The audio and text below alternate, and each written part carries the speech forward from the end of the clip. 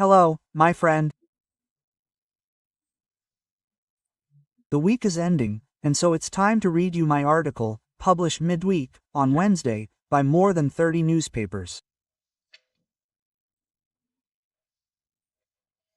And I ask that you remember to subscribe if you haven't already. And at the end, don't forget to like or dislike. So let's read the article with observations between the lines.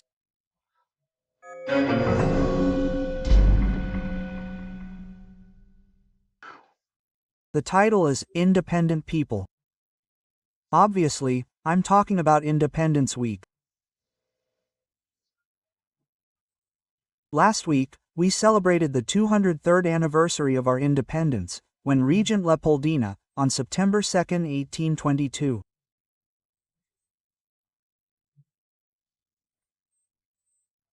After hearing the Council of State and with José Bonifacio at her side, signed the decree that separated Brazil from the Kingdom of Portugal.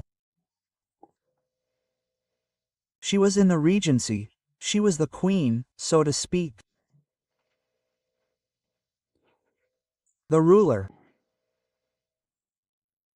Prince Pedro was in São Paulo, and 5 days later, upon receiving the news, a friend caught my attention and took a 5-day horse ride from Rio de Janeiro to São Paulo.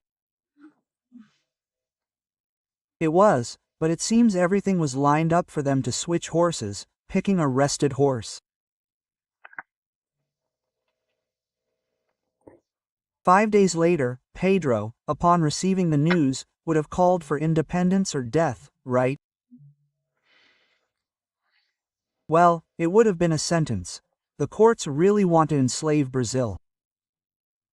Therefore, we must declare our independence now, independence or death, be our motto. Before that, he ordered the ribbons removed from the Portuguese colors. I don't know if that was the case.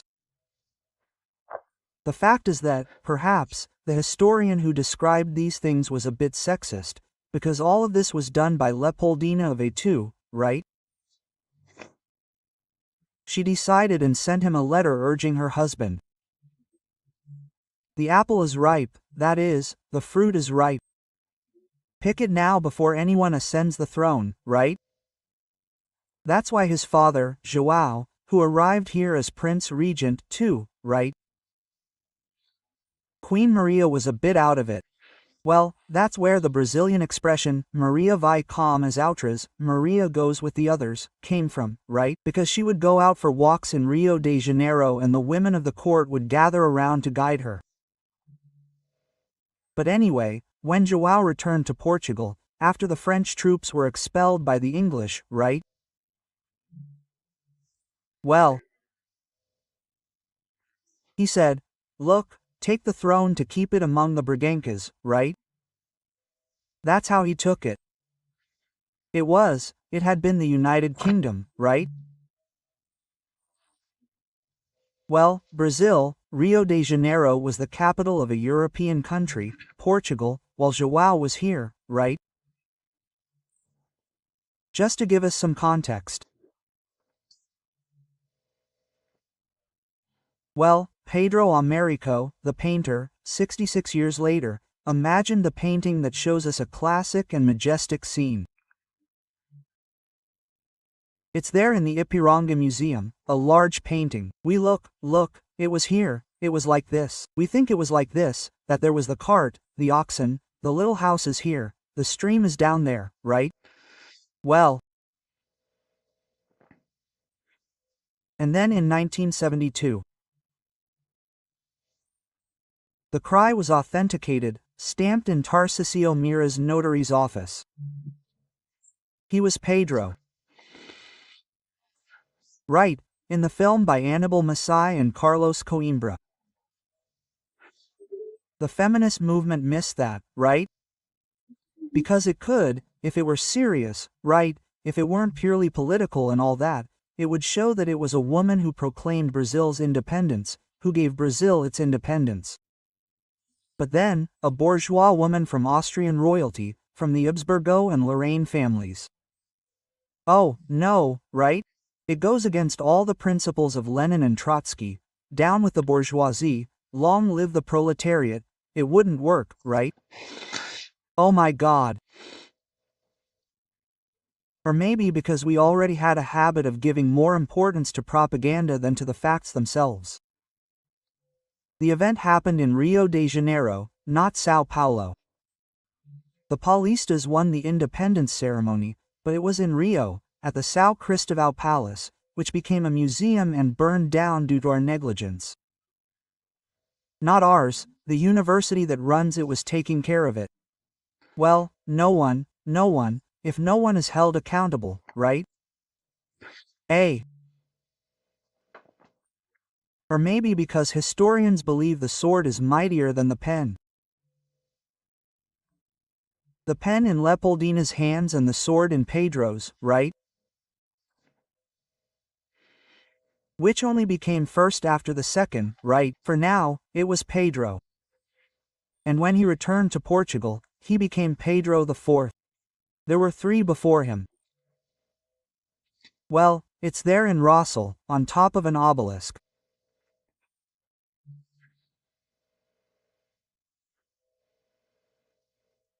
Well, there's still some pens left on the flags, the imperial flag and the republic's flag, with the yellow of Habsburg, of Leopoldina.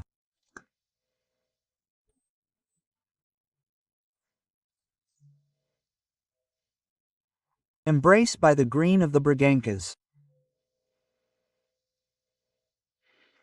The Constitution of the Empire, the longest-lasting one we've had, was written in the name of the Holy Trinity.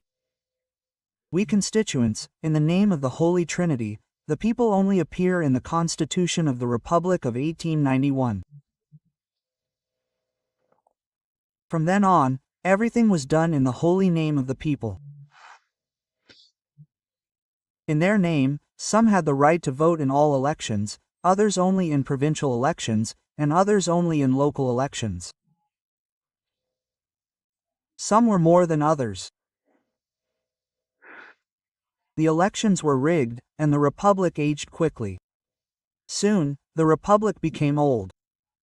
Then came the Getuli Revolution of 1930, which began with a murder of passion of Getulio's vice-presidential candidate, João Pessoa. And the revolution failed to galvanize the people, but the gauchos tethered their horses to the obelisk on Avenida Rio Branco.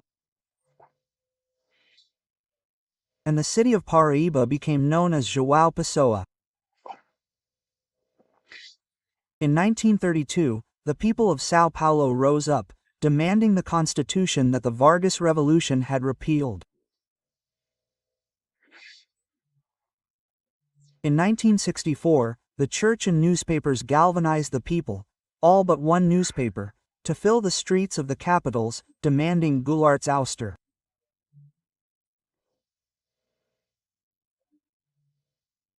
Now the streets are full again, clamoring once again for the Constitution, for freedoms, and for justice. Those elected are unable to maintain stability, public safety, political security, or legal certainty in the country. The media. Mass media have always been the greatest influencers of so-called public opinion, which, in fact, wasn't the people, right? But rather those who edit what's published. Public opinion wasn't the people, it was what a certain newspaper said, right? On July 28, 2020, then Chief Justice Diasol excitedly proclaimed that we are the editors of an entire country.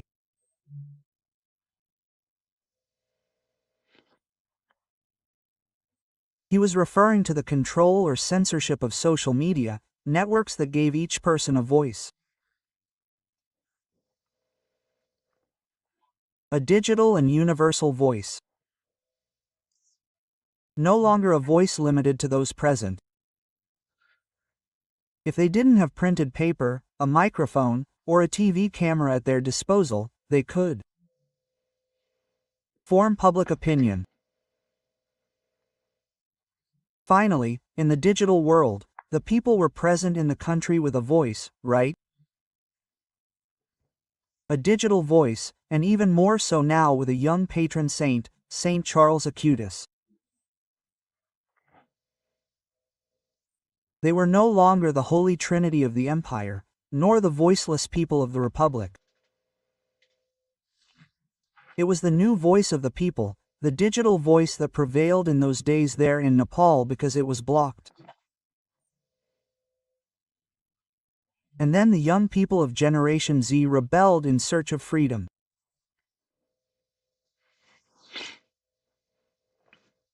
They even set fire to the television that deceived the people. Generation Z, those born in the digital age, rose up against the leftist government of Nepal, which sought to silence their digital voices denouncing corruption.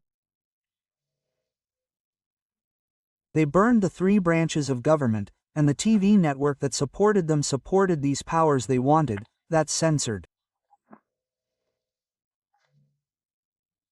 Here, the former holders of public opinion felt the loss of the power to edit Brazil.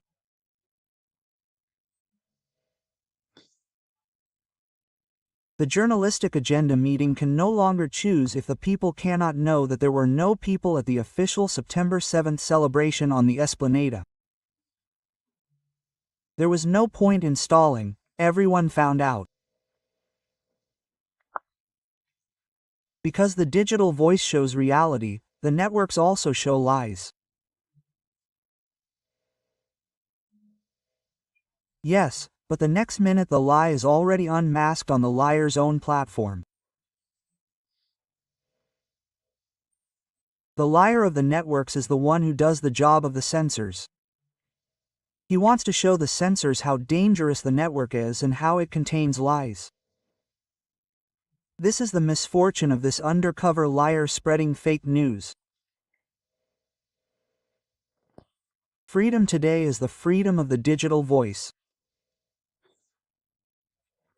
In his September 6th speech, the president reinforced his stubbornness in censoring online networks to protect children and prevent racism, hatred, pedophilia, and scams. However, the Child and Adolescent Statute and the Penal Code already exist. Nothing more is needed. They are effective in curbing online crime and providing compensation. And they also expose the desire for political censorship that contravenes Articles 5 and 220 of the Constitution.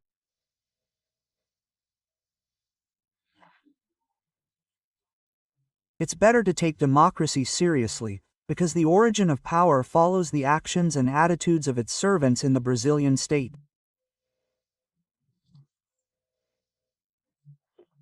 Everyone in the Brazilian state is a servant of the Brazilian nation, which is the people. From Brasilia, Alexandre Garcia.